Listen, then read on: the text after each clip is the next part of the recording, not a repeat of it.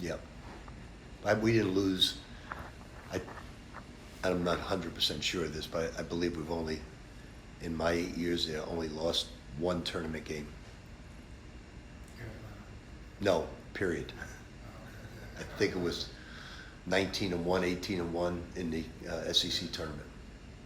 And just your thoughts on facing Mark and facing Kentucky and the significance of this game.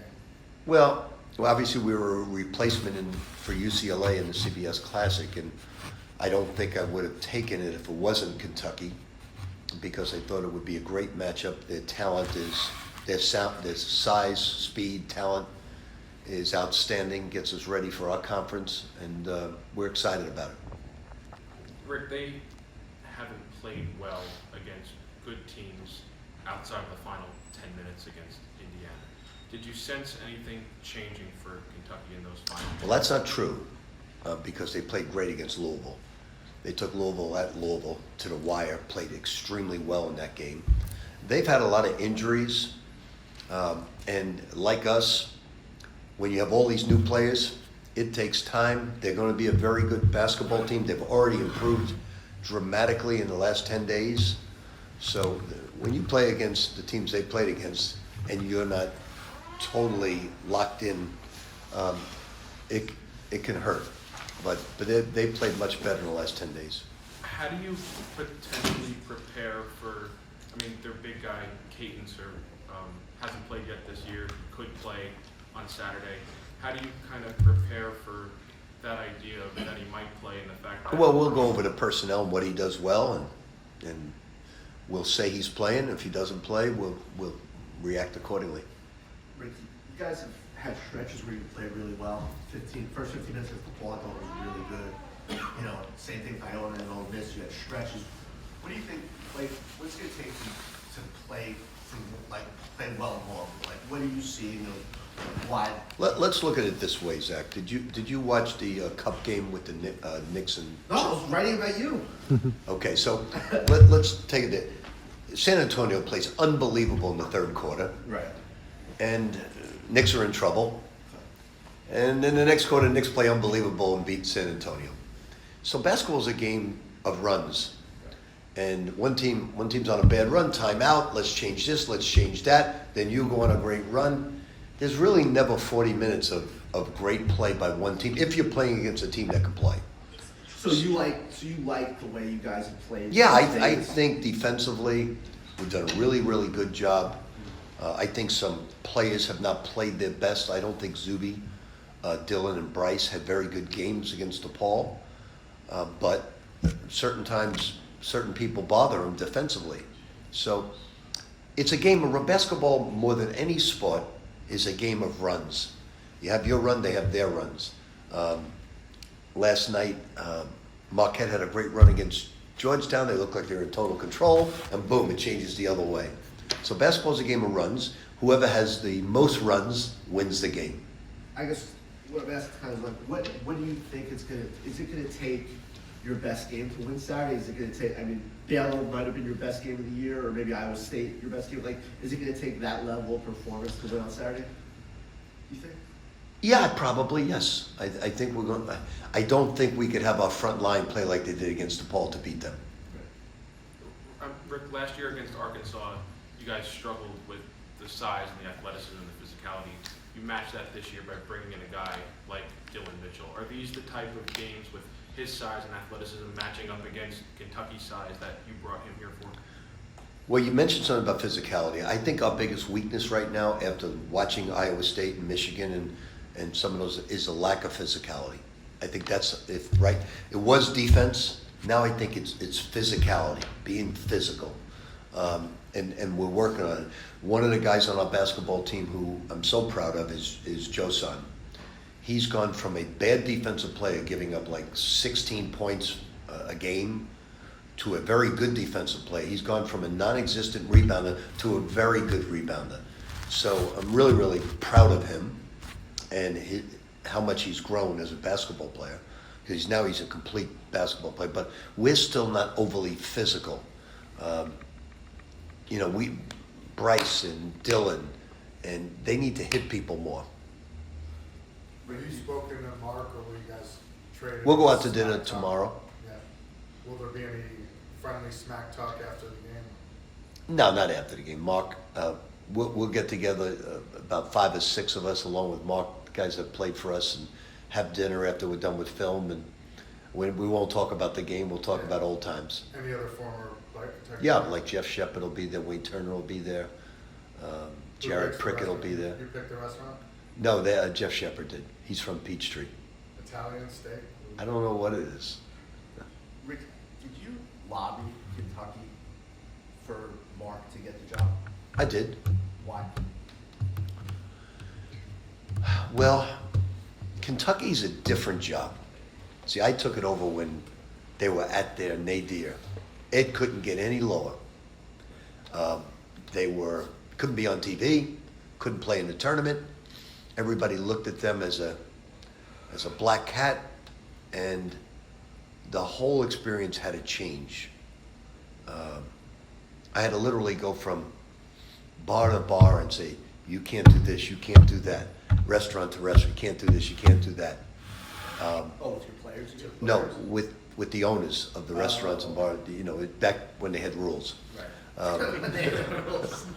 You mean like in terms of serving the players? Yeah, and you can't, because things were being done the incorrect way. So Kentucky is the most different job than any job in all of college basketball. You had people, when I first got there, telling stories about people in Eastern Kentucky sitting on mountaintops with their radios trying to tune in to listen to Adolph Rupp's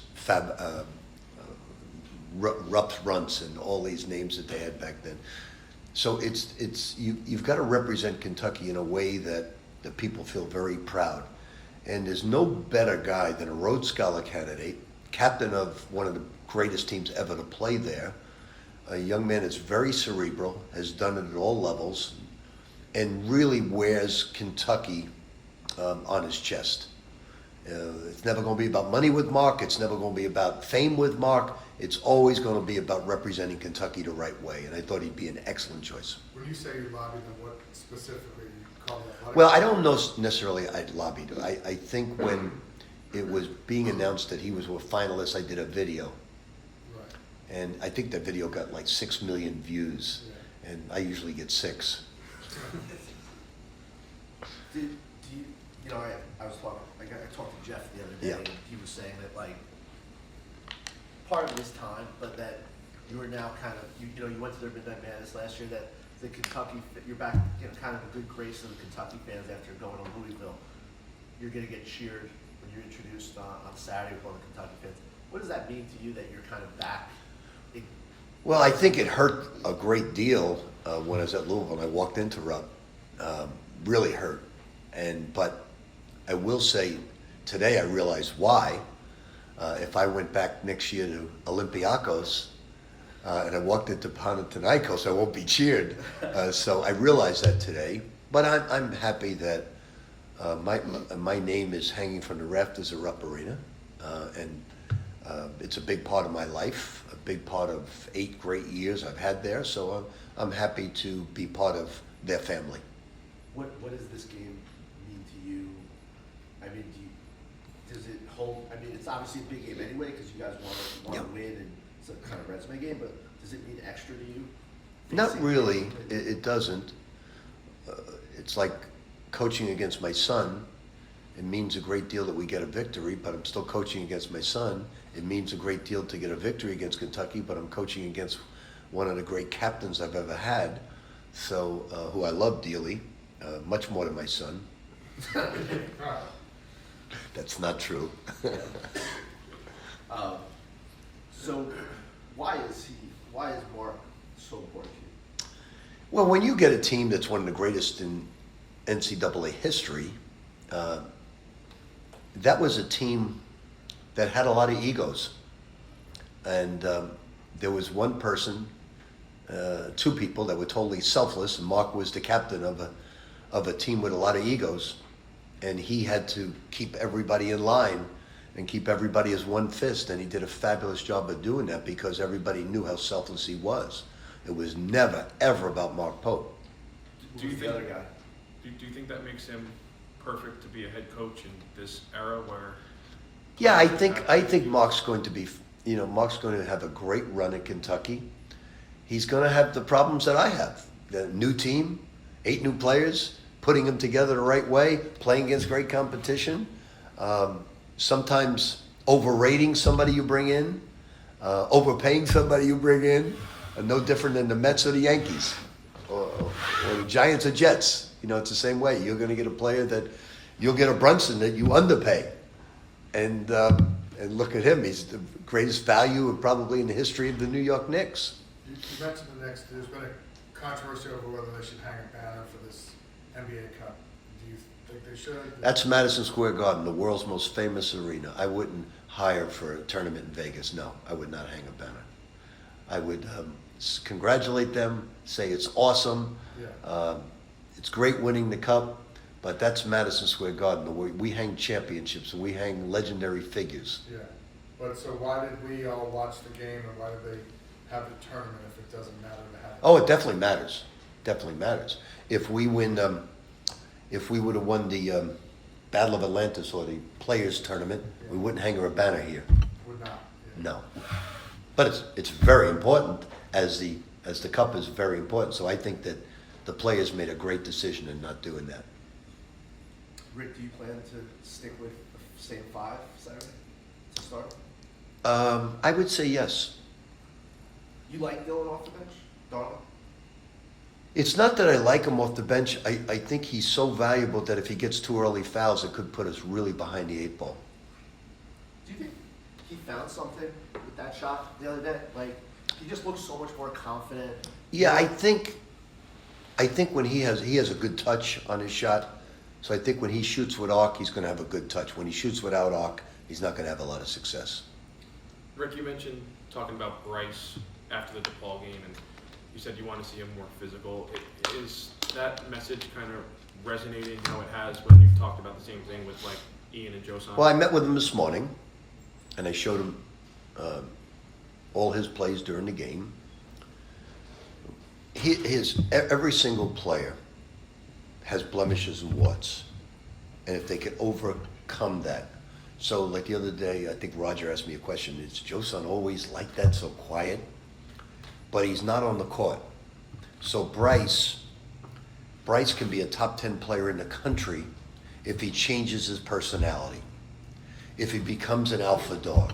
Now it's tough. It really is tough. We all know we got our personalities. Could we totally change between the lines? If you took a job and they said you got to be really quiet and really shy and really, could you do it?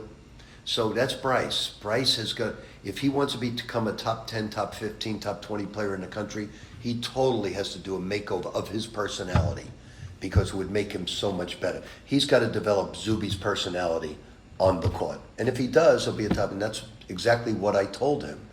I said it's no different than changing Dylan's jump shot. It's no different than changing Josan's defense. If nothing changes, if nothing changes. Bryce, you're going to have a great game one night and then a bad game like you did the other night if you don't change your personality. So Dylan Mitchell had a bad offensive night, but he still got 9 rebounds. He still got 3 steals. What are the chances a 22-year-old's going to change their personality? If you want to be great, if I said to you, man, you could be a top 20 player in the country if you change your personality, you being a bright man, you would do everything humanly possible. If I said to you, Zach, you can be a top 20 tennis player in the nation if you change your personality, you're damn right you'd change your personality. I think my prime is past. Well, going back to when you were 22. Is that something Zuby can help him with? Because I feel like in the first year, Zuby was kind of that quiet, reserved type of player. Now it took... Yeah, I think Zuby can, but I also think Bryce is highly intelligent. He's a great guy. I will say this, I would have, if I didn't love him and believe in him, I would have changed him out of the starting lineup with that performance. No question about it. But because I love him and I believe in him wholeheartedly, 100%, I talk to him, I know he'll bring it in the Kentucky game. Rick, with Kentucky's size, I know you haven't done it. Has there ever been a thought of playing Ruben with Zuby? Because Ruby No, Kid? we did. We started in one game. Right, but for the most part, you guys haven't played them together. Is that something we could see Saturday? Is Ruby Well, Kid- if we get in foul trouble, yes. The problem is, because we don't have a lot of players that bring the ball up at the one spot. We need Dylan and Bryce to bring the ball up a lot. They do, and that's not something Ruben or Zubin are comfortable with. Zuby, I mean, this is obviously a really big game for you guys. It's a chance to get a big-time win against Kentucky, but it also has a lot of ties to Coach Pitino, playing against a school that he coached at and a former captain of his. Just what are your thoughts going into this game? We just treat it, as any other regular game. Obviously, it's, like you said, it's a big time game. Two big time teams matching up, so it's going to be a great challenge for us, and we're really excited for the opportunity. And they're a well coached team. I don't think we're thinking about it as Coach Pitino's former team and his captain going against his former captain or anything like that, but. Just a matchup that we're really excited for, and a game that we're really that we got to get a win. Dylan, coach was saying that both Rick and Mark both face the same challenge of bringing a lot of transfers, a lot of new faces. You have to get them to coalesce into a team. Can you just kind of talk about the general challenge of? You guys are still gelling, but bringing in so many new faces. Yeah, I mean, it's pretty much up to the players to kind of have that connection and that relationship, and that's just opening up, chatting, having a lot of locker room moments, and then all that leads to on the court stuff. But like for us, it can be a challenge, especially early on. Just a lot of new faces, a lot of new different character, like people with different characters. Some people are open, some people are a little bit shy. But I mean, now you get to a point where you having laughter in the locker room and communication in the locker room, and then everybody's kind of open and just themselves, and that helps a lot with on the court, being able to communicate with each other and just kind of having that relationship. I mean, you've been on a few different teams now. Yeah. Is it like sometimes it can go well with a bunch of new players, and maybe sometimes it doesn't go well? I think it's all about the type of characters you have, and Yeah. Coach P and the rest of the coach staff did a really good job of just putting the right guys around each other. And I've never had really a bad experience, maybe once or twice, but for the most part, I mean, when we're all just super close, it helps a lot with the on the court stuff and understanding everybody's story and why they do it and why they play so hard. I mean, it makes you go harder for your brothers on the court. Dylan, last year in the NCAA tournament, St. John's kind of really struggled against they played Arkansas, and they had a lot of size and athleticism, and they weren't accustomed to seeing that. And I guess one of the changes Coach Pitino made was bringing in you, a player who has size and athleticism. Do you feel like going up against a Kentucky team who's really big, really athletic, that this is one of the reasons why you were brought here to help and contribute and win a game like this? Yeah, I mean, for sure, just kind of everything I would do on the most part. We got a lot of guys that are very athletic and lengthy. Josan is one he's very athletic, he's very lengthy. Obviously, this dude can jump, and does what he does. But, yeah, I think we're very versatile, just matching up with a lot of different teams, and obviously the SEC is one conference that's kind of known for that length and athleticism and stuff. But I think for the most part, we can match up with it. We can match up with, I would say, every conference. If you go down to the Big Ten with Michigan and them, we're also big as well and can kind of run up and down. So it's definitely a big part of why I came, and just seeing the different ways I can help this team going up against different competition. Zuby, how do you look at this game? Obviously Vegas didn't go how you guys wanted, and this is another opportunity to get a big win and improve your resume. I mean, do you think you guys are more ready to win a game like this? I mean, absolutely. That's where all the days of preparation, goes into it, and I feel like guys are, competing at a high level, and obviously, what the stakes are, and it's a game that we want to go out there and win, and obviously they're probably going to have more of a crowd in us, and on a neutral site like that, and is good for us to kind of get that feeling of kind of like a road game feeling, and just do whatever it takes to come out with victory. What do you think, when you look at the losses, especially to Iowa State and Auburn, what do you think you guys have to do to find, differently on Saturday than maybe you didn't do in those two games? Obviously, it goes back to the little things, and Our defense wasn't, up to par, back then. I think we've gotten a lot better over the course of these, 3 games. But rebounding and just being the more physical team, Coach Pitino says, is, it's going to be a huge key in, pulling out a victory. So that's something that we've been working on, and I think that we've been, just getting better each and every game at, the defense and the rebound and everything like that. Zuby, coach was just in here and he was talking about Bryce, and he was saying that he feels like he needs to kind of change his personality to be a little bit more aggressive and assertive on the court. Can you kind of talk to, can somebody do that in such a short period of time and, kind of take a different personality on the floor than maybe they have off the floor? I feel like, if there's anybody that's gonna, just bring a change, in a personality out of a player, is it's Coach Pitino, and he does a really great job of just pushing guys to their limits, obviously, and we all know what how talented Bryce Hopkins is, and we see each and every night what he brings to the team and stuff like that. So whatever Coach Pitino expects out of him, I have no doubt that he's gonna do that. So. I feel like everybody has to take a step up, including myself. Especially with the league coming around, and obviously knowing what we have to defend. Just the titles that we brought here last year. So everybody just had to be ready to embrace the challenges that it comes with, and I feel like we've been doing a really good job. Dylan, what do you think this team is now? I mean, as you get ready for a big game, do you feel like you're playing well? Do you feel like there's stuff that you guys still aren't doing? Like, how do you feel about where the team is right now? I feel like we're in a good spot. I think it comes down to just consistency throughout the stretch of the game, staying disciplined on all the little things, understanding where we're supposed to be. Obviously, talent-wise, player for player, we can go with anybody talent-wise, but it's going to come down to the little things, the physicality, like Coach talked about, defensive rebounding, offensive rebounding, communicating. So I just feel like, that's a good spot to be at. It's not a spot where it's like we don't have the talent to do it. It's just about us continuing to buy in every day in practice and understanding what Coach wants us to do and trusting that and going out and performing it at that level. You think the little things, that's what hurt you guys in those 3 losses? 100%, yeah. And it's doing those little things throughout the stretch of the game, especially, those last 4 minutes.